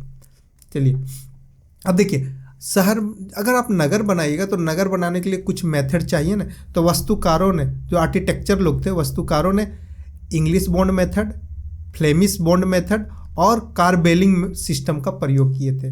बिल्डिंग बनाने में, नगर को बसाने में ये 3 मेथड का प्रयोग किए थे नगर बनाने। जैसे भवन बनाना हो, स्ट्रक्चर बनाना है, तो कैसे बनेगा, तो ये 3 चीज़ का यूज किया गया था, 3 आर्किटेक्चर का। इन लोगों ने बाद में अपना अपना इंग्लैंड नाम ले लिया, लेकिन हमने सबसे पहले ये चीज़ दिया था। जब इंग्लैंड चला गया तो इंग्लैंड का नाम पड़ गया, समझे। जैसे कि आप जानते हैं कि समुद्रगुप्त को भारत का नेपोलियन कहा जाता है। तो आप बताइए, भारत में पहले नेपोलियन का जन्म हुआ था या पहले समुद्रगुप्त का जन्म हुआ था? तो फिर कैसे हो गया नेपोलियन भारत? उसे कहना चाहिए ना कि भारत का समुद्रगुप्त कहा जाता है नेपोलियन को। तो इस तरह का बनाया गया है। तो इसीलिए इन लोगों ने ले लिया। अब देखिए ये बॉन्ड मेथड आप पूछिएगा कि ये कैसे क्या है, तो देखिए अगर आप ये देखिएगा ना, ये दीवाल जो बना हुआ है, जो भी हम लोग घर में आज भी दीवाल बनाते हैं ना, घर बनाते हैं, तो उसमें ना इस तरह का जो दीवाल बनाया जा रहा है इसको कहते हैं इंग्लिश बॉन्ड मेथड। जो आपको ऐसे दिखेगा, ये दीवाल है, मान लीजिए दीवाल बना रहे, ठीक ना, ऐसे होगा, ऐसे होगा, फिर ऐसे, फिर यहाँ से ऐसे ईंट लग गया, फिर यहाँ से ऐसे ईंट हो गया, ऐसे इस टाइप से हम लोग का बना हुआ रहता है। ये आपको दीवार इस टाइप से दिखेगा। आप यहीं से जूम करके देखेंगे ना, ये जो है ये दीवार जो है ये हमारा क्या है, इंग्लिश बॉन्ड मेथड से। आप ये सब सारे मेंस में लिख सकते हैं। फिर देखिए फ्लेमिश बॉन्ड मेथड। आप बोलिएगा फ्लेमिश बॉन्ड मेथड कौन है? अरे भाई ये सीढ़ी, ये जो सीढ़ी बनाया जा रहा है ये फ्लेमिश बॉन्ड मेथड से यूज किया गया, ठीक ना। और कार्बेलिंग सिस्टम आपको पता है कि कमानीदार, जब कोई भी गेट उट बनाया जाता है ऐसे जब मोड़ा जाता है ना, तो इसी को कहा जाता है कार्बेलिंग सिस्टम। तो जब घर का जो गेट वगैरह बनाया जाता था उसको कार्बेलिंग सिस्टम में यूज किया जाता है। ये तीनों मेथड सिंधु घाटी सभ्यता का देन है, लेकिन लोगों ने अपने नाम पे इसे ले लिया गया, ठीक ना। जिसको हम लोग इसको कमानीदार कहते हैं। इसको आज आप देखिएगा मेहराब के नाम से जाना जाएगा। जितने भी मस्जिद वगैरह आप देखेंगे वहाँ पे मेहराब जो बना होता है ना, वो यही यूज किया गया, कार्बेलिंग सिस्टम, ठीक। तो ये आपको नगरीकरण की विशेषताएं समझ में आ गई, नगरीकरण किस तरह का बना हुआ था और इसमें कौन सा मेथड यूज किया गया था, ये आपको बताया गया। अब चलिए नेक्स्ट विशेषता देखिए, मूर्ति कला, समझे। अब मूर्ति कला, यहाँ पे 3 तरह की मूर्तियाँ यहाँ से प्राप्त हुई। एगो मिट्टी का मूर्ति, प्रस्तर का मूर्ति जिसको पत्थर भी कहते हैं, पाषाण भी कहते हैं, धातु की मूर्ति। ये 3 मूर्ति। और आपको ये बहुत इंपॉर्टेंट है, जान के आश्चर्य कीजिएगा। देखिए मिट्टी की मूर्तियाँ ना 2 तरह के बनाए गए थे जो प्राप्त होते, एगो गीली मिट्टी और एक टेराकोटा मूर्तियाँ, ठीक ना। टेराकोटा, देखिए गीली मिट्टी का उसको सुखा दिया गया और वो बन गया मूर्ति। और टेराकोटा उसको कहते हैं जब गीली मिट्टी को सुखाने के बाद उसको अगर आग में पका के उसका निकाला जाए, जैसे ईंट को कैसे पकाते हैं उसी तरह से अगर मूर्ति को पका के निकाला जाए तो उसको टेराकोटा कहते हैं, ठीक ना। उसको टेराकोटा के नाम से जाना जाता है। तो आपको ये बात याद रहेगा, टेराकोटा किसे कहते हैं? पका हुआ, आग में पका हुआ मूर्ति को क्या कहेंगे? टेराकोटा। जो मिट्टी का बना हुआ मूर्ति है उसको पहले सुखा लो धूप में, उसके बाद उसको आग में पका दो। अगर आग में नहीं पकाए उससे पहले गीली मिट्टी की मूर्तियाँ कहलाएगी, और आग से पकने के बाद निकलेगा बाहर तो उसको हम लोग टेराकोटा की मूर्तियाँ कहेंगे, समझे। अब देखिए इस तरह के मूर्तियाँ असंख्य मिले हुए, मतलब इसको गिना भी नहीं जा सकता है। जिसमें से प्रमुख जानते हैं मातृ देवी की मूर्ति, जो मैंने फर्स्ट वीडियो डाला था, मतलब फर्स्ट इमेज दिखाया था। मातृ देवी की मूर्ति मिला, खिलौना मिला, हल रेखा, पशु पक्षी, कई इस तरह के हमें मूर्तियाँ प्राप्त हुआ, ठीक। देखिए प्रस्तर, ये इंपॉर्टेंट है। प्रस्तर मतलब पत्थर की भी मूर्तियाँ प्राप्त हुई यहाँ पे, सिर्फ मिट्टी का ही नहीं। तो देखिए यहाँ पे 2 इम्पोर्टेंट है। एगो दाढ़ी वाले पुरुष, आपको ये देख रहे होंगे दाढ़ी वाले पुरुष, ठीक ना, ये दिख रहे होंगे हल्का हल्का मोदी जी जैसे, समझे। ऐसा लोग बनाए थे मीम, मैं नहीं बोल रहा हूँ, ये मीम बनाए थे कि मोदी जी से इसको जोड़ दिया गया था कि हड़प्पा से आ जाए योग पुरुष। तो ये दिख रहे हैं, इसको क्या कहा गया? दाढ़ी वाले पुरुष, जिसे सेल खड़ी पत्थर से बनाया गया। पूछा जा सकता है कि ये जो दाढ़ी वाले पुरुष है योगी, वो योगी भी जाने जाते हैं। तो इन किस से बना हुआ? तो ये सेल खड़ी पत्थर से, जिससे सारा मोहरे बने हुए हैं, सेल खड़ी पत्थर से क्या बनाएगा इनको, ठीक। ये हो गया। अब देखिए पुरुष धड़, मतलब सिर्फ पुरुष का धड़ है ना, आपको यहाँ नोटिस कीजिए, है ना, ये धड़ है, ठीक। इसमें इसका गर्दन के बाद यहाँ पे सर नहीं है, तो सिर्फ धड़। तो धड़ भी मिला यहाँ से। तो ये किससे बना हुआ? लाल बलुआ पत्थर से बना हुआ, और इसमें एपिक टेक्निक का प्रयोग किया गया। सोचिए उस समय कितने बड़े बड़े महान लोग थे जिन्होंने एपिक टेक्निक का प्रयोग किया गया। सोच के देखिए एक बार। अब देखिए लाल, आप ये जरूर याद रखिएगा कि लाल बलुआ पत्थर से बना। अब देखिए एपिक टेक्निक क्या होता है, आप बताइए। एपिक टेक्निक कुछ नहीं होता है, बस असेंबल कर दिया जाता है। हर जगह अलग अलग जगह बना और एक जगह असेंबल किया जाएगा। देखिए यहाँ पे इसका खांचा बना हुआ है, यहाँ पे हाथ कहीं और बनेगा, यहाँ आके इसको जोड़ दिया जाएगा, फिर हाथ कहीं बनेगा, यहाँ जोड़ दिया। यहाँ पर देखिए सर का खांचा बना हुआ, यहाँ पे सर बैठाया जाएगा। इस तरह से पैर का खांचा। तो जब असेंबल किया जाता है ना अलग अलग जगह बना के, उसी को हम लोग कहते हैं एपिक टेक्निक। एपिक टेक्निक मतलब आपको अच्छा एग्जांपल मिल जाएगा, जैसे मोबाइल का हर चीज़ एक जगह नहीं बनता, हर जगह अलग अलग जगह बनता, फिर आके इंडिया में असेंबल होता है। या फिर अगर आप बात कीजिए वो गाड़ियों का, जब गाड़ी बनती है तो जितनी भी गाड़ी है, टाटा ही मान लीजिए गाड़ी बनाते हैं, तो टाटा का देखिएगा इंजन कहीं का है, फिर टायर कहीं से लेता है, बोनेट वगैरह फाइबर का चीज़ कहीं से मंगाता है, फिर सब ला के फिर गाड़ी को एक जगह असेंबल किया जाता है। सभी सभी पार्ट कौन है, टाटा नहीं बनाता है। जो सब ला के एक जगह जो असेंबल किया गया ना, जैसे टाटा का टायर नहीं होता, वो तो MRF का टायर डाल दिया जाता है। तो इस तरह का क्या हुआ, तो इस तरह का जहाँ एक जगह बना तो उसको क्या कहेंगे, एपिक टेक्निक। अब ये चीज़ याद, इस चीज़ को आपको मेंस में भी और हर जगह आपको ज़रूरत पड़ेगा, आप बता सकते हैं लोगों को। तो अब ये समझ में आ गया कि एपिक टेक्निक का कहाँ प्रयोग हुआ था, ये हड़प्पा सभ्यता में। और पुरुष धड़ का जो था वो लाल बलुआ पत्थर का बना हुआ था, इसी में एपिक टेक्निक का प्रयोग हुआ था कि हर चीज़ को असेंबल करने का टेक्निक सीख गए थे इन लोग। अगर कोई चीज़ बनाना है तो गर्दन अलग जगह बनाया गया, पैर अलग जगह बनाया गया, ये दोनों हाथ अलग जो, मतलब दोनों हाथ अलग जगह बना, फिर ला के बना के यहाँ पे सबको क्या किया गया, सेट किया गया। समझे? तो ये इसी को क्या कहते हैं हम लोग, एपिक टेक्निक। अगर वीडियो अच्छा लग रहा है तो लाइक ज़रूर कर दीजिएगा और सब्सक्राइब तो कर लीजिएगा। चलिए आगे बढ़ते हैं। अब देखिए इस ये जो PDF है, आपको मैं बता दूं कि ये PDF आपको टेलीग्राम का डिस्क्रिप्शन दिया हुआ है, वहाँ से आप टेलीग्राम से जुड़िए और आप ये PDF आप ले सकते हैं। PDF आपको एग्ज़ाम के लिए बहुत ही हेल्पफुल होगा, बहुत मेहनत से इसको बनाया गया। आइए अब तीसरी बात क्या, धातु की मूर्ति, ठीक ना, मेटल की भी मूर्ति बनी है। इसके लिए तो आपको क्या कहें, ये तो पूरा दुनिया में फेमस है। ये कौन सा, लॉस वैक्स टेक्निक का प्रयोग किया गया और यही है धातु की मूर्ति, ठीक ना। कौन सी, डांसिंग गर्ल, इसको कहते हैं हम लोग डांसिंग गर्ल, ठीक ना, तो जिसको नर्तकी की मूर्ति कहते हैं। ये जो मेटल की मूर्ति बनाई जाती थी उस समय, डांसिंग गर्ल हो या फिर एक वृषभ मिले, मोहरे मिले, कई पशुओं का भी मिले, कुत्ता बिल्ली पक्षी आदि बहुत सारे मिले हुए, लेकिन सबसे ज़्यादा इंपॉर्टेंट क्या था, एक नर्तकी का, डांसिंग गर्ल का, और एक वृषभ का जो बना हुआ। ये जो हमारा जो डांसिंग गर्ल है, इसका 2 प्राप्त हुए, कितना, 2 ये प्राप्त हुए मोहनजोदाड़ो से। अरे दोनों में से एक भारत के पास है और एक पाकिस्तान के पास है, ठीक ना, एक पाक के पास है, ठीक ना। तो याद रखिए कि 2 मूर्तियां प्राप्त हुई है, जिसमें से एक भारत के पास है और एक पाकिस्तान के पास है, ठीक। तो देखिए ये बनाने का जो टेक्निक था, अब देखिए कितने उन लोग महान थे। उन लोग जो यूज करते थे ना, लॉस वैक्स टेक्निक, समझे, लॉस्ट वैक्स टेक्निक। अब बताइए लॉस वैक्स टेक्निक क्या था, समझे, इस टेक्निक का यूज कर रहे थे लोग इसे बनाने के लिए। देखिए जो लॉस्ट वैक्स टेक्निक होता है ना, वो कुछ है नहीं, बस इतना याद रखिएगा। आप मोम लीजिए, जो है मोम को क्या करते हैं, वैक्स को एगो मूर्ति का स्वरूप देंगे ना, क्या करेंगे, इसको मूर्ति का एगो स्वरूप देंगे, ठीक। जब एक मूर्ति बना लिए, ठीक ना, मूर्ति का स्वरूप दे दिए लॉस्ट मोम को, उसके बाद इसके ऊपर ने लेप चढ़ा देंगे, लेप, मोटी लेप, किसका चढ़ा देंगे, मिट्टी का मोटी लेप, इसके ऊपर मोटी का पूरा पूरा मोटा लेप चढ़ा देंगे। उसके बाद क्या करूँगा हम लोग, इसको फिर मोम को मेल्ट कर देंगे, पिघला देंगे, ठीक ना, पिघला देंगे। अब क्या हुआ, मोम निकल गया और जो मोटी लेप चढ़ाए थे वो सूख गया और वो रह गया, ठीक। अब जब ये रह गया मोटी लेप जो खोख अंदर बन गया, अब उसी में हम लोग क्या करेंगे, मेटल को, धातु को पिघला कर मेल्ट करके उसमें डाल देंगे।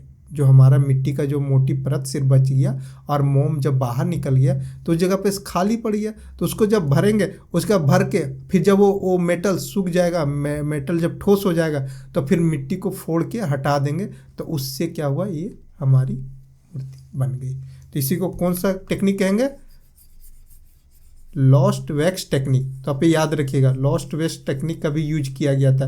तो आप जब मेंस लिखेंगे या फिर कहीं पे होगा तो इस सारे शब्दों का आप यूज कीजिएगा, तो आपको नंबर बहुत अच्छा मिलेगा। फिर वो समझ जाएंगे जो एग्जामिनर है कि नहीं आपका मतलब नॉलेज है। तो आपको याद रहे, तीनों मिट्टी वाला हो गया, प्रस्तर वाला भी हो गया टेक्निक जिसमें एपिक टेक्निक यूज हुआ था, धातु का भी यूज हुआ, लॉस्ट वैक्स टेक्निक्स के ही माध्यम से जितने भी मेटल का चीज़ बनाया गया है मैक्सिमम मूर्ति से लेके या फिर किसी भी मूर्ति को, तो वो लॉस्ट वैक्स टेक्निक से ही बनाया गया। वृषभ का भी उसी तरह बनाया गया कि मोम को पहले वृषभ बनाया गया, साड़ बनाया गया, फिर साड़ के ऊपर फिर मिट्टी का मोटी परत चढ़ाया गया, फिर उसके बाद उसे मेल्ट करके निकाल दिया गया, फिर मेल्ट करके निकालने के बाद फिर वो खोखला हो गया, तो वहाँ पे सारा मेटल, ब्रॉन्ज जो भी मेटल वो डाल के, कॉपर या ब्रॉन्ज, तो फिर वो डाल के क्या हो जाता है, बना दिया जाता है। तो इससे इसको कहते हैं लॉस्ट वैक्स टेक्निक। चलिए अब पेंटिंग में आते हैं ना, चित्रकला, चित्रकारी जो उकेरा गया है चीज़ों पे। देखिए मोहरे, आप मोहरे जानते हैं कि उस समय का जो लेन देन का काम होता था वो मोहरे पे होता था। मोहरे इसीलिए नाम पड़ा कि वहाँ पे मोहर मारा जाता था उसके पास, उस चीज़ों में, किसी चीज़ों में। तो मोहरे उसकी मुद्रा था। कब? सिंधु घाटी सभ्यता के समय में मोहरे मुद्रा था। तो मोहरे, बहुत लोग ये लगता है कि मोहरे सिर्फ बनता होगा सेल खड़ी पत्थर से। नहीं, सेल खड़ी से सबसे अधिक बना, लेकिन तांबा, कांस्य, मिट्टी, हाथी के दांत आदि में भी मोहरे बनाया गया मोहरे। और इन मोहरे पे ज़्यादातर आयताकार और वर्गाकार बना गया, ठीक ना। आप देख रहे होंगे यहाँ पे मोहरे क्या है, आयताकार है और वर्गाकार है। लेकिन अगर स्टैंडर्ड मोहरे बोला जाता था तो उसको वर्गाकार को स्टैंडर्ड मोहरे माना जाता था, ठीक। इन क्या क्या वर्गाकार बनाया गया। अब इनके ऊपर ये मोहरे, इनके ऊपर आप देख रहे होंगे चित्रों का उकेरा गया। ये भी मोहरे है, तो इसके ऊपर क्या किया गया, चित्र उकेरा गया है ना। देखिए आपको चित्र उकेरा गया है, मोहरों के ऊपर क्या गया, चित्र उकेरा गया। जिसमें से सबसे प्रमुख अगर बात करें ना तो एक सिंगी वाला यूनिकॉर्न। अब जानते ये देखिए, एक सिंगी वाला यूनिकॉर्न पशु है ना, ये त्रिसिंगी देवता। देखिए त्रिसिंगी देवता, इन्हीं को जॉन मार्शल ने शिव के रूप में घोषित किए कि जो त्रिसिंगी वाले देवता हैं वो पशुपति हैं और वो शिव का ही रूप है। देखिए ये हुआ त्रिसिंगी वाले देवता, इसको भी मोहरे पे उकेरा गया। अब देखिए इसमें क्या क्या चीज़ें कभी हो सकता है पूछ दे। इसमें आपको यहाँ दिख रहा होगा एक गेंडा दिख रहा होगा, समझे। एक ये आपको वृषभ दिख रहा होगा, मतलब सांड। अरे ये बाघ आपको दिख रहा है, और ये आपका हाथी दिख रहा है। और देखिए यहाँ पे 2 12 सिंघा थे हिरण, ठीक ना। तो ये आप याद रखिएगा, 2 12 सिंघा हिरण भी था इसमें। तो यही चीज़ को हम यहाँ लिखे, पशुपति देवता भी कहा जाता था। इसमें हाथी, गेंडा, बाघ और 12 सिंघा के 2 हिरण का चित्र भी यहाँ से प्राप्त होता है, ठीक। इसके अतिरिक्त एगो वृषभ का भी चित्र यहाँ पे मिला। फिर इसके अलावा पशु पक्षियों का भी चित्र मिलता है। ज्यामितीय आकृतियों का भी बहुत सारे, देख रहे हैं, ज्यामितीय आकृतियों का भी बहुत सारे चित्र दिखाई पड़ते हैं। तो इस तरह का मोहरों पे भी चित्रकला पेंटिंग किया गया। तो आप मोहरे याद रखिएगा, मोहरे उस समय की मुद्रा था जो सिर्फ सेल खड़ी पत्थर से नहीं बल्कि अन्य तांबा हो, कांस हो, मिट्टी हो या फिर हाथी के दांत वगैरह का भी बनाया जाता था। और उस समय का तांबा का जो मोहरे बनाया जाता तो उसको सबसे कीमती माना जाता था, तांबे का और कांस्य का मोहरे को। फिर इसके बाद इसी पे यूनिकॉर्न एक सिंगी वाला जो जानवर है जिसको यूनिकॉर्न कहते हैं। फिर त्रिसिंगी देवता का भी हमें मोहरे पे से प्राप्त होता है कि उस समय लोग शिव का पूजा, मतलब देवताओं का भी पूजा किया जाता था। देखिए इसकी सबसे मृद भांड। अब जानते हैं किसी भी काल का पता करने के लिए उसका मृद भांड से पता चल जाता है। हर काल का मृद भांड अलग होता है, ठीक ना। तो देखिए मृद भांड जो मतलब कि मिट्टी से बना हुआ बर्तन को मृद भांड कहते हैं। वो जो सिंधु घाटी सभ्यता में जो मृद भांड पाया गया है, यहाँ पे आप देख सकते हैं सॉरी, कि यहाँ पे लाल एवं काला रंग का प्रयोग किया गया। तो लाल रंग का मिट्टी, गेरुआ रंग का मिट्टी का प्रयोग किया गया और उसके ऊपर चारकोल का, काला रंग का जो चारकोल है उसका प्रयोग किया गया डिजाइन करने में। तो आपको याद रहेगा कि मृद भांड किस कलर का मिला है वहाँ का, सिंधु घाटी सभ्यता का लाल और काला कलर का, ठीक। आप ये याद रखिएगा, समझे। और ये इस पे इस मृद भांड के ऊपर देखिए चित्रण किया गया, पशु पक्षियों का किया गया, फूल पत्तियों का भी किया गया। अगर आप ध्यान से देखिएगा तो ज्यामितीय आकृति का भी इसमें किया गया, ज्यामितीय आकृति का भी इसमें चित्रण किया गया, ठीक ना। तो आप ये याद रखिएगा, इस समय किया गया। इतना नहीं, इसके अलावा अगर 2 चीज़ें बहुत इंपॉर्टेंट चीज़ इसमें से दिखाई पड़ता है कि जो आदमी जो मर जाता है, मृतक व्यक्ति के शरीर को पंच तत्व में विलीन होते हुए मानव का चित्रण भी प्राप्त हुआ है। तो इसमें एक चित्रण ऐसा है कि जिसमें ना आदमी व्यक्ति जो मर रहा है तो उसको कैसे पंच तत्व में विलीन हो रहा है धीरे धीरे, उसका भी चित्रण इसमें से प्राप्त होता है। इसके अतिरिक्त लोक प्रचलित कहानी थी जो हम लोग भी बचपन में पढ़े थे, चलाक लोमड़ी और प्यासे कौआ की भी कहानी का यहाँ पे मिलता है। इसकी कहानियों का भी पहचान किया गया कि इसके ऊपर चलाक लोमड़ी और प्यासे कौआ का भी चित्र किया गया है, चित्रण इस पे किया गया। तो इस तरह से मृद भांड में हमें मृद भांड की इसकी विशेषता क्या मिली सिंधु घाटी सभ्यता की।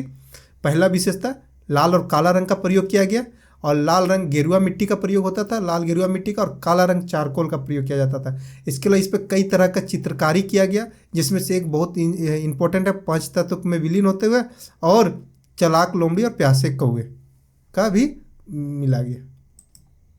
अब चलिए शिल्प एवं धातु कला। अब जानते हैं कि शिल्पकारी बहुत होता था। अभी आप बताइए कि वो जो उद्योग केंद्र कहाँ था, तो शिल्प धातु कला तो वहाँ यूज हो रहा होगा चानूदाड़ों से। अब चानूदाड़ों से लोग खरीद के हड़प्पा ले गए, तो हड़प्पे में ही ना ज़्यादा चीज़ें का मिलेगा इस सब चीज़ों से। तो इस सब चीज़ का अधिकांशता आपको हड़प्पा में मिलेगा, ठीक ना। चलिए देखिए, सिंधु घाटी सभ्यता में वस्त्र कपास और ऊन का प्रयोग होता था वस्त्र के रूप में, कपास और ऊन का प्रयोग होता था। आपको पता है कि जो कपास है, कपास का उत्पादक, कपास को उत्पादन करने वाला विश्व का पहला जो अगर कोई सभ्यता सबसे पहले कपास दिया तो वो सिंधु घाटी सभ्यता ने दिया। इसे सिंडन कहा जाता था उस समय। कपास को क्या कहा जाता था? सिंडन। सिंडन याद रखिएगा, ठीक ना। कपास को क्या कहा जाता था? सिंडन, सिंडन, ठीक ना। कपास को उस समय सिंडन कहा जाता है, ठीक ना। तो कपास का वस्त्र का भी बनाने का और फिर ये ऊन वस्त्र का प्रयोग किया जाता था, ये सब। अभी देखिए धातु, आप जानते थे कि धातु कांस्य का मिश्र धातु बनाया इन लोगों ने। कांस्य का मिश्र धातु ब्रॉन्ज बनाया गया। तो ब्रॉन्ज बनाने में आप जानते हैं कि दो चीज़ों का जरूरत पड़ता है, तांबा और टीन। तो तांबा जानते हैं कि खेजड़ी राजस्थान से भी आता था और हजारीबाग से भी आता था।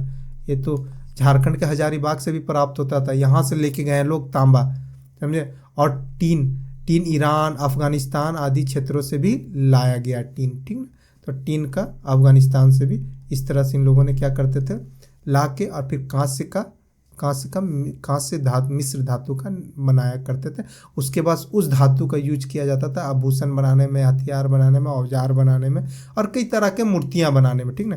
फिर अब आभूषण देखिए, जैसे ये कांसे का बना हुआ है, ब्रॉन्ज का, ये तो इसी को इसीलिए मैं यहाँ पे एक चित्र डाल दिया हूँ कि कांसे मिश्र धातु का ये ब्रॉन्ज के बनी हुई डांसिंग गर्ल है। अब आभूषण, यहाँ आभूषण का आप जानते हैं सोना, चांदी, मोती, तांबा, टीन, चूड़ियाँ, खिलौना मान के बनाए जाते थे। कई तरह के आभूषण बनाए जाते थे। बस इतने याद रखिएगा कि हाँ आभूषण वगैरह हर तरह के धातुओं को भी, मतलब अधिकांशतः धातु यहाँ से प्राप्त होते थे, जिसका यूज लोग अपने आभूषण बनाने में करते थे, हथियार बनाने में भी करते थे, औजार, और फिर ये मूर्ति वगैरह बनाने में भी प्रयोग करते थे। चलिए, कृषि और पशुपालन। जैसे हम लोग को जैसे मिट्टी की मूर्तियाँ जो प्राप्त होती है, उससे यह पता चलता है कि वहाँ के लोग ने कृषि कार्य करते थे और पशुपालन का भी कार्य करते थे। और पशुओं का, जैसे कि इस मूर्ति को आप देख सकते हैं, मिट्टी की मूर्ति को, इसमें दिख रहा है बैल वूल और एक बैलगाड़ी दिख रहा है, जिससे यह पता चलता है कि उस समय खेती और पशुओं को भी पाला जाता था। तो देखिए उस समय क्या करते थे, कपास का तो जानते हैं यहीं पे था, जौ, चावल आदि का खेती किया जाता था, धान का साक्ष्य मिला हुआ है, ठीक ना।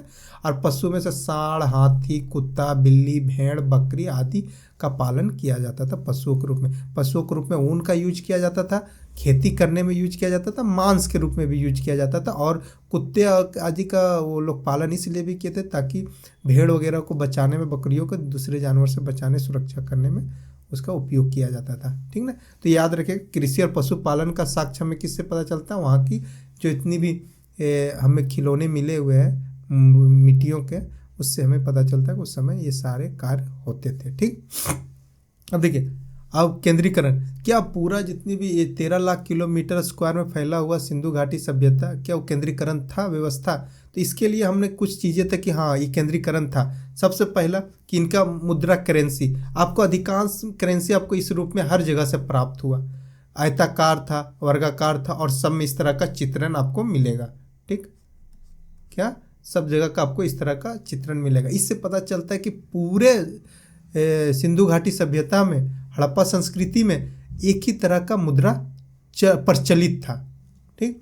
उसके बाद देखिए नाप तोल, जो कि हम लोग नापते हैं, उस 16 का अनुपात में इन लोग का हर जगह प्रचलित था नाप तोल। आज भी हम लोग जैसे कि 1 रुपये को सिक्का को अगर जो भी पुराने होंगे उन लोग 16 आना कहते थे, हम लोग 8 आना कहते थे, 4 आना दे दो, 8 आना, 12 आना, 16 आना। तो ये जो 16 आना, ये 16 के अनुपात में चल रहा था, जो कि आज भी प्रचलित है। बताइए, उस समय का दिया हुआ सिस्टम आज भी प्रचलित है कि 16 आना, 8 आना, 4 आना, 12 आना, ठीक। तो ये इस तरह का यहाँ से हमें प्राप्त होता है। फिर ईंटों की आकृति, अब देखिए ईंटों की आकृति क्या है, 4:2:1। इसका कहने का आशय ये हुआ कि जो लेंथ है एल है, ये समझे, ये ब्रेथ है और ये हाइट है, ठीक ना। तो ये हमारा, अगर ये हमारा क्या बनेगा, ये 4 होगा, ठीक ना। और ये इसकी जो ब्रेथ है ये हमारा 2, और हाइट जो है ये 1। इस रेशियो में सारे ईंटें बनाए गए। और इस रेशियो में, इसके अलावा अगर कहा जाए सिर्फ इसी तरह तो नहीं, कुछ और भी बनाए गए, जैसे कि टी शेप के ईंटें, एल शेप के ईंटें, इस तरह के भी ईंटें प्राप्त हुए हैं, ठीक। तो ये याद रखिएगा कि ईंटों की आकृति, जिसके कारण, और इस तरह का 4:2:1 रेशियो में ना सभी जगह पे पाए गए हैं। जितनी इंडस सिविलाइजेशन का पूरे एरिया में इस टाइप से आपको मिलेगा।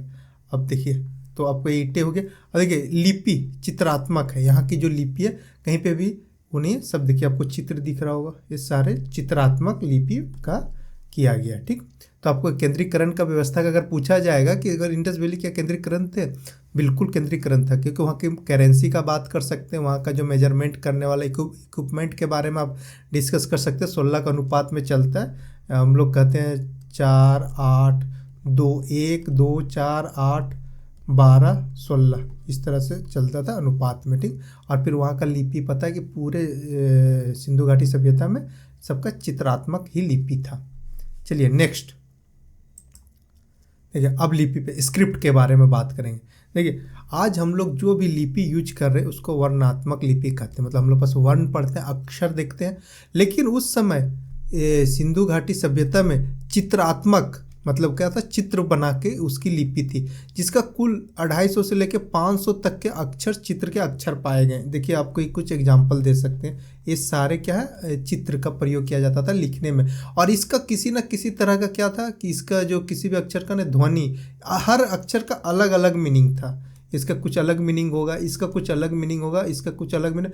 देखिए स्वास्तिक जो दिख रहा है ये भी आज हम लोग यूज कर रहे हैं स्वास्तिक का, तो इसका अलग मीनिंग होगा, तो सबका अलग मीनिंग हो जाता है। इस तरह का जो लेटर है, मतलब कि चित्र है, वो करीब 400 तक पाया गया है, 400 तक का चित्रों का अक्षर पाया गया। ठीक, लेकिन इस सबसे बड़ी विडंबना यह है कि इस लेटर के बारे में हम लोग यह नहीं जान पाए कि यह कौन सा चित्र किस क्या मैसेज दे रहा है, किस तरह से व्यापार करने का उसका क्या ध्वनि है, क्या उसका भाव है, क्या सूचक है। इसीलिए अभी तक हम लोग हड़प्पा सभ्यता का जो चित्र, जो लिपि है, उसे नहीं पढ़ने के कारण इसको अर्ध ऐतिहासिक काल भी कहा जाता है, या ऐतिहासिक और पाषाण काल के बीच को अर्ध ऐतिहासिक काल कहा जाता है, क्योंकि इसकी लिपि नहीं पढ़, जहाँ से लिपि पढ़ने का क्षमता आ जाता है, जब जहाँ से लोग लिपि पढ़ लेते हैं उसको ऐतिहासिक काल के रूप में जाना जाता है, जैसे वैदिक का ऐतिहासिक काल के रूप में जाना जाता है।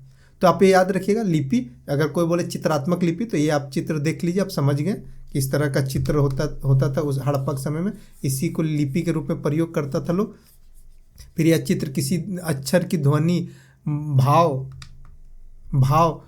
वस्तु का सूचक आदि का था। इसमें अभी तक लेखन को पढ़ा नहीं जा सका, इसलिए इस लेखन कार्य में उनका योगदान के बारे में पता नहीं चल रहा है। तो स्क्रिप्ट का आप याद रखिएगा कि किस तरह का चल रहा था। देखिए अब यहाँ की सांस्कृतिक और धार्मिक भी देख लेते कि वहाँ के लोग कैसे रहते थे, खाते थे, पीते थे, मतलब कि किस तरह से जीवन निर्वाह करते थे। तो देखिए पहली बात, ये जो सभ्यता थी मातृ प्रधान सभ्यता था, इसीलिए इसको मातृ प्रधान सभ्यता कहा गया ना, कि जो इसकी जब खनन किया गया, उत्खनन, तो बहुत सारे मातृ देवियों का प्रतिमा मूर्तियाँ प्राप्त हुई, बहुत ज़्यादा। वहाँ पे अधिकांशतः फीमेल की ही प्रतिमा प्राप्त हो रही थी, मूर्तियाँ। तो इसके कारण इस आधार पे यह कहा गया कि ये मातृ प्रधान सभ्यता है। कौन सा सभ्यता है? माता का प्रधान सभ्यता है। ठीक, यहाँ पे माताओं का अधिक मतलब वर्चस्व था।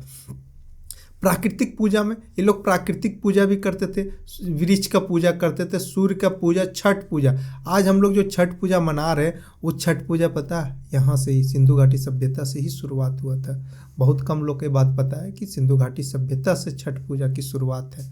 फिर देवी देवताओं में आप देखें, पशुपति शिव जी का पूजा, मातृ देवी की पूजा, ये सब इन लोग करते थे। इसमें से सबसे इम्पोर्टेंट देखिए, लोकप्रिय पशु वृषभ था, मतलब सांड।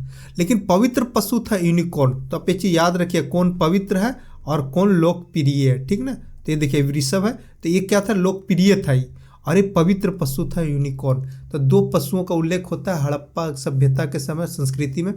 वो उसमें से लोकप्रिय पशु पूछा जा रहा है एग्जाम में कि पवित्र पशु, तो आप ये चीज़ को ध्यान रखिएगा। ठीक ना, पवित्र पशु में आ जाएगा यूनिकॉर्न, और लोकप्रिय में वृषभ, मतलब बैल, सांड। ठीक है, अब जानते हैं कि इस सभ्यता में जलाने और दफनाने दोनों की प्रथा था। इस सभ्यता में मंदिरों का प्रमाण नहीं मिलता है, ये बिल्कुल सत्य है कि मंदिर इस समय नहीं मिलता है। लेकिन यहाँ पे जो स्वास्तिक चिन्ह देखें आप, फिर पर्दा प्रथा देखें, वेश्यावृत्ति का प्रमाण प्राप्त होता है। तो स्वास्तिक चिन्ह जो आज हमारा पवित्र चिन्ह के रूप में हम लोग पूजा पाठ करते थे, उसका चिन्ह बनाते, वो हड़प्पा का देन है। तो कई ऐसी चीज़ जो आज प्रचलित है वो कहीं ना कहीं हड़प्पा से ही आज तक आता रहा है। संस्कृति एक दूसरे से मतलब पीढ़ी दर पीढ़ी हमारे तक पहुँचा है। ये नहीं तो ये समझ गए संस्कृति इनका यहाँ का मुख्य। अब देखिए मनोरंजन, इन लोग भी मनोरंजन करते थे, तो इन लोग का आप ही सोचिए उस समय का मनोरंजन क्या हो सकता है। मछली पकड़ना अच्छा लगता था, शिकार करना, पशु पक्षियों को आपस में लड़ाना, मुर्गा लड़ाई वगैरह कराया जाता था सांड के साथ। फिर पासा खेलना, जुआ वगैरह भी खेला जाता था, पासा वगैरह खेला जाता था। जो लूडो गोटी का जो गोटी है वो यहाँ से ही प्राप्त हुआ है। देखिए अब अंतिम आगे हम लोग सिंधु घाटी सभ्यता का पतन का कारण कि आखिर इतनी बड़ी सभ्यता थी, 13 लाख किलोमीटर स्क्वायर में फैला हुआ था, इतना बड़ा इंडस वैली था, फिर आखिर अचानक कैसे गायब हो गया। तो सब विद्वानों का मत अलग अलग है, पुरातत्व विद्वानों का मत। किसी ने कहा कि बाढ़ के कारण चला गया, पूरा डिस्ट्रॉय हो गया। अगर बाढ़ आता है तो बताओ एक क्षेत्र में आएगा ना कि सारे एरिया को ले लेगा। फिर आर्यों का आक्रमण के कारण आर्य अगर आएंगे तो और मिलते गए हमेशा, तो वो आर्यों का आक्रमण कारण लोग कहते हैं। फिर कुछ लोग कहना है कि जब नगरीय व्यवस्था था तो यहाँ पे व्यापार में कमी के कारण, अगर अब नगरीय व्यवस्था है तो वहाँ पे व्यापार अधिक होते हैं, सेवा कार्य अधिक होते हैं, तो जिसके कारण ये व्यापार में कमी आया और कमी के कारण यहाँ पे लोग छोड़ के चले गए। फिर भूतात्विक परिवर्तन मतलब जियोलॉजिकल चेंज, मतलब बोला जाता है जियोलॉजिकल चेंज का मतलब कि किसी तरह का परिवर्तन आया भूमि में, तो जिसके कारण यहाँ पे क्या हो गया, ये एरिया बदल गया बंजर में।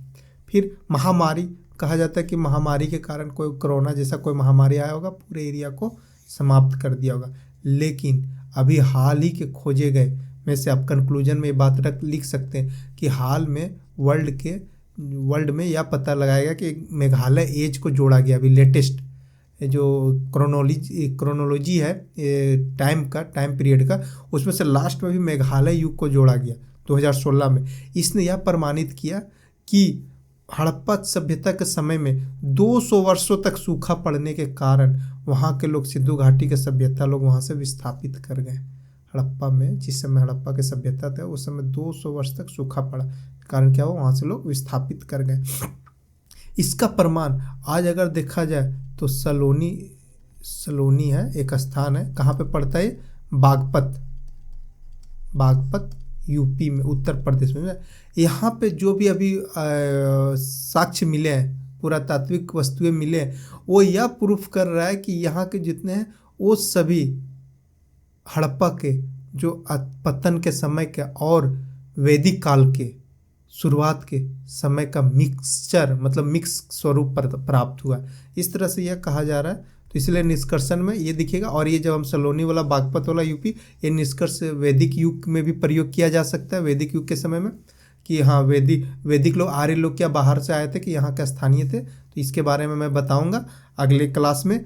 अगर आप बताइए कि अगला क्लास किस टॉपिक पे रखा जाए। अगर ये वीडियो अच्छा लगा, मैं सोच रहा हूँ कि नेक्स्ट जो भी वीडियो बनाऊँ वो सीधे क्रोनोलॉजी के साथ बनाऊँ। वैदिक युग का जितने भी है, वैदिक पीरियड, ऋग वैदिक, उत्तर वैदिक काल का जितनी भी घटना है, उससे मैं आपको वहाँ के साहित्य के बारे में, इसके बारे में पूरा डिटेल्स वीडियो लाने का सोच रहा हूँ। और अगर आप बताना चाहते हैं, कमेंट्स करना चाहते हैं, राय देना चाहते हैं कि किस तरह का आपको वीडियो चाहिए, तो आप बताइएगा, मैं उसके बारे में विचार करूँगा। चलिए, अगर आपने वीडियो अच्छा लगा, सब चीज़ें मतलब आपको समझ में आया, लगा कि हाँ कंटेंट कुछ नया है, तो प्लीज़ सब्सक्राइब ज़रूर कीजिएगा, लाइक का भी बटन दबा दीजिएगा। और देखने के लिए थैंक यू, धन्यवाद।